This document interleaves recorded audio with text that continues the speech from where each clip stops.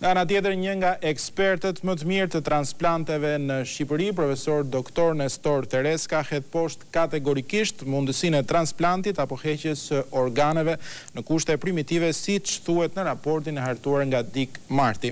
Shefi i shërbimit nefrologjisë në Qendrën Spitalore Universitare Nën Tereza, i cili ka realizuar disa transplante, thotë se për kryerjen e një transplantimi duhen struktura të sofistikuara. Në një intervistë ekskluzive për televizionin Klan, jep argumenta shkencore se përse akuzat e Dik Marti dhe Carla Del Pontes janë të pabaza por fantazi të një mendje të sëmurë.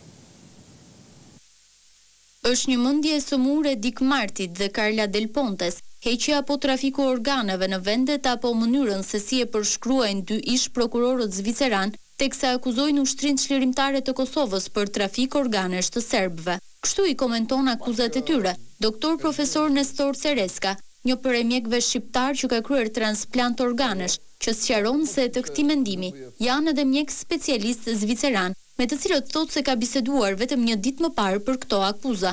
Në bashkëbisedim atje me kolegë zviceran dhe të tjerë, e kam quajtur këto gjëra një mendje sëmurë, një dashakeqësi. Nuk gjendet asnjë mundësi, qoftë teorike, qoftë praktike, që të realizohet. Mjeku shpjegon edhe arsyet teknike përse heqja, trafiku apo transplanti organeve nuk mund të kryhet në kushte primitive apo në shtëpinë gati të rënuar të gurës së vogël të matit. Duan struktura mjaft sofistikuara, mjaft të përgatitura, ku një defekt i vogël e nxjerr jashtë loje transplantin, do merret gjaku, do merret indi i gjallë për të bërë tipizimin për transplant. Ku do merret ky?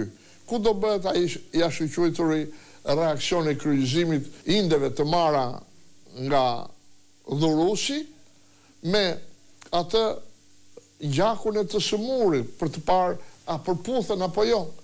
Në atë shtëpi do bëhet punë në sallat operatore, dhe themi që mos ka një mikrob, është do shumë kujdes, duhet salla aseptike, me maskara, mos të njëri duhet të ketë konditat e sterilizimit të personelit e tjera. Ku i bën sterilizimin këta personel? Ku i gjetën këto aparate të mëdhaja ose veshje speciale për t'i marrë?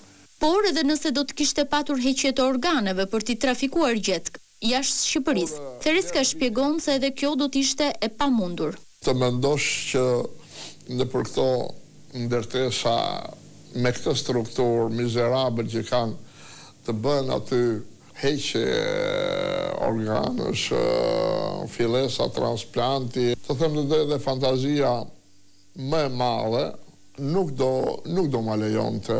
Në Francë, kur vinte puna e një transplanti, ishte një gatishmëri gjigante, një repart i gjithë në lëvizje.